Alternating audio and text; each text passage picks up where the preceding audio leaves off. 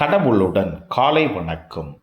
புனித மத்தேயு எழுதிய நற்செய்தி 23 அதிகாரம் 23 முதல் 26 வரை உள்ள இறைவார்த்தைகள். அக்காலத்தில் இயேசு கூறியது: வெளிவேடக்கார மறைநூல் அறிஞரே, பரிசேயரே, ஐயோ உங்களுக்கு கேடு!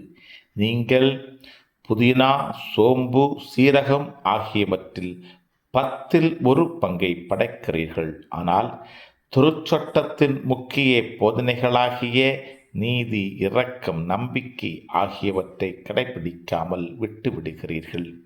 இவற்றை கண்டிப்பாய் கடைபிடிக்க வேண்டும், அவற்றையும் விட்டுவிடக்கூடாது.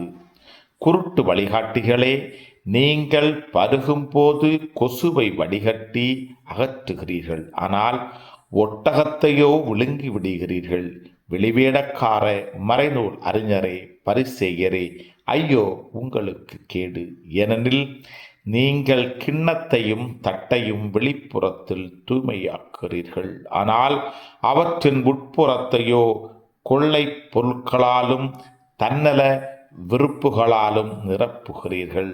குருட்டு பரிசேயரே, முதல் கிண்ணத்தின் உட்புறத்தை தூய்மையாக்குங்கள், அப்பொழுது அதன் வெளிப்புறமும் தூய்மையாகும். கிறிஸ்துவின் நற்செய்தி. இந்த நாள் இனிய நாளாக அமைய வாழ்த்துக்கள். பல பல பல புதுமைகள், பெருமைகள், இனிமைகள் இறங்கிய நல்ல நாள், ஒரு நல்ல நாள், நம் தேவன் தந்த நாள். இது நல்ல நாள், ஒரு நல்ல நாள், நம் தேவன் தந்த நாள்.